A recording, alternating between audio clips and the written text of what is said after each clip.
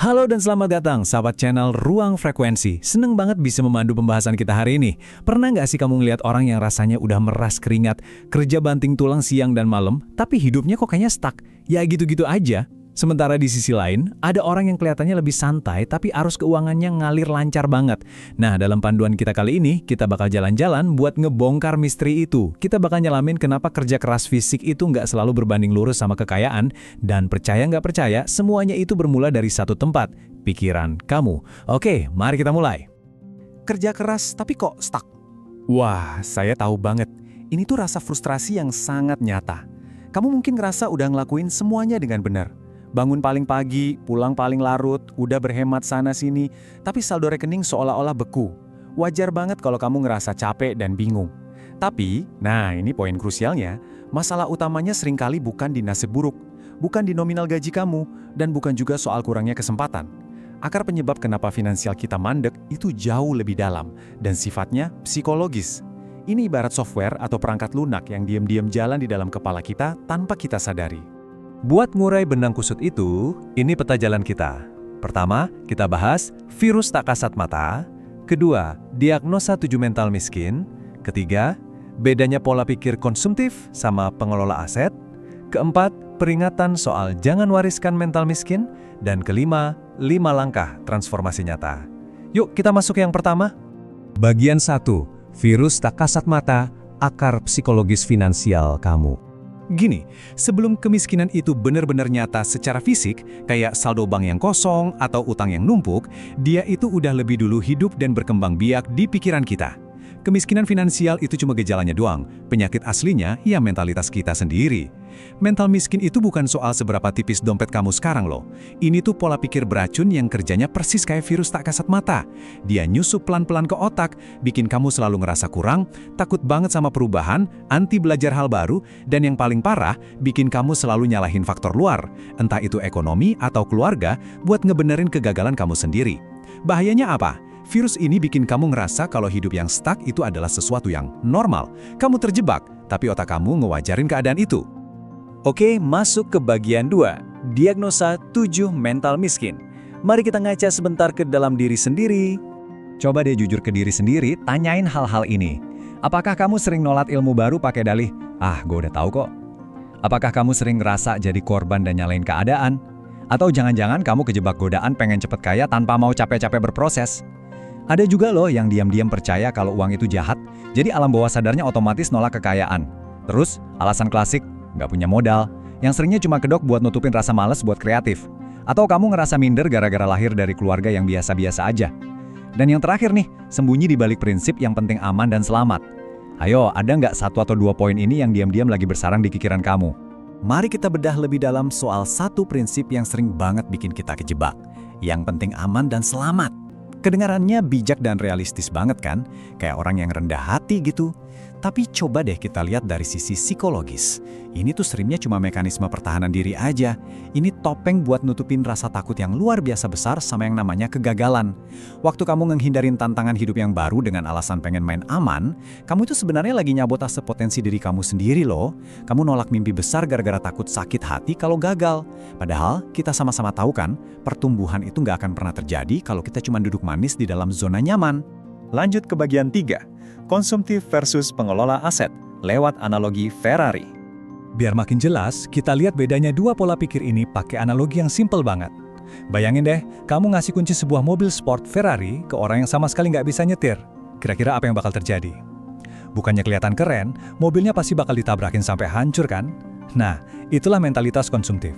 Kalau kamu ngasih uang banyak ke orang bermental miskin, yang fokusnya cuma gengsi dan gaya hidup, uang itu bakal ludes nggak bersisa. Gajinya naik, cicilan barang mewahnya ikut naik. Bertindak impulsif terus. Beda banget cerita sama kebiasaan pengelola aset produktif. Orang dengan mental kaya itu fokus ngebangun fondasi dulu. Mereka belajar nyetir sebelum pegang Ferrari. Mereka paham banget kalau investasi terbaik itu bukan buat gaya-gayaan sesaat, tapi pada kebiasaan produktif yang mastiin Ferrari finansial mereka melaju aman di jalur yang benar menuju tujuan masa depan.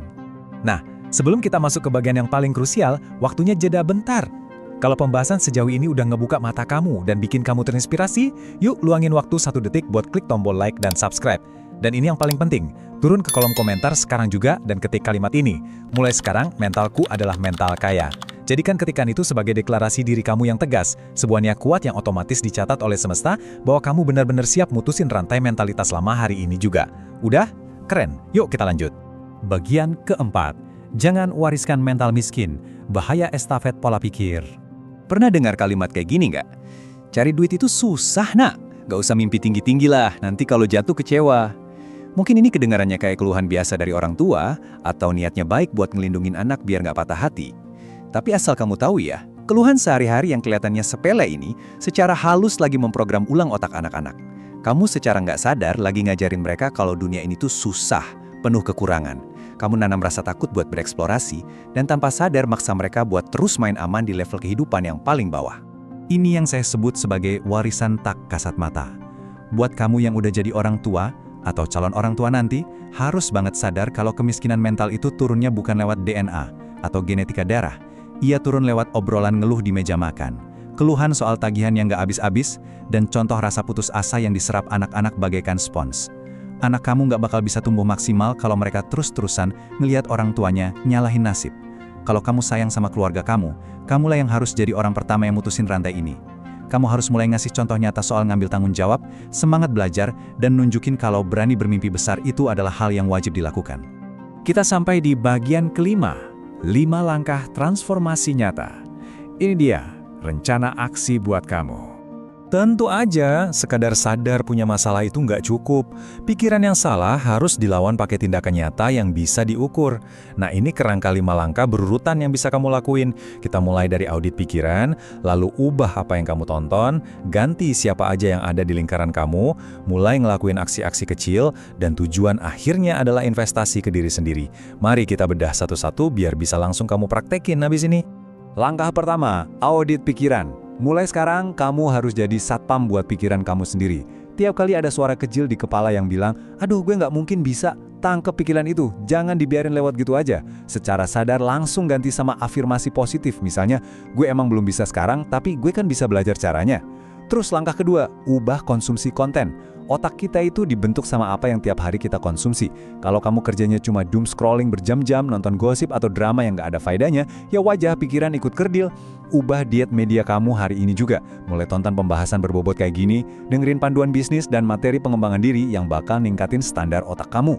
Lanjut langkah ketiga, ganti lingkungan mental. Ingat pepatah ini, kamu adalah rata-rata dari 5 orang yang paling sering kumpul sama kamu. Kalau tongkrongan kamu isinya orang-orang yang sukanya ngeluh doang, kamu harus berani nyari circle pertemanan baru yang visinya besar dan saling ngedukung. Pengaruh lingkungan itu dampaknya bener-bener masif. Kemudian langkah keempat, lakuin mini action. Tahu nggak sih, rasa takut gagal itu bisa dihancurin cuma dengan momentum kecil. Gak usah nunggu dapat motivasi besar dari langit. Lakuin kebiasaan mikro aja tiap hari. Baca buku 10 menit, atau iseng riset peluang bisnis kecil-kecilan 15 menit aja.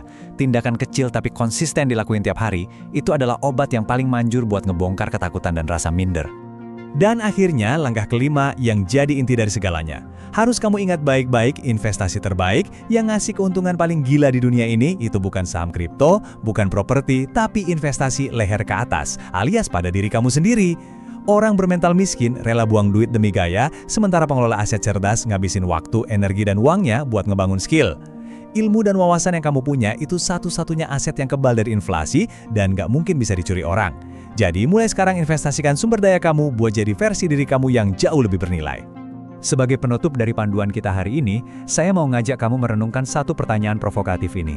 Jadi, warisan mental apa yang bakal kamu tinggalin mulai hari ini? Ingat ya, kamu itu selalu punya pilihan. Kamu bisa milih buat ngebiarin virus mental miskin ini terus ngendalin hidup kamu dan nularinya ke anak cucu nanti.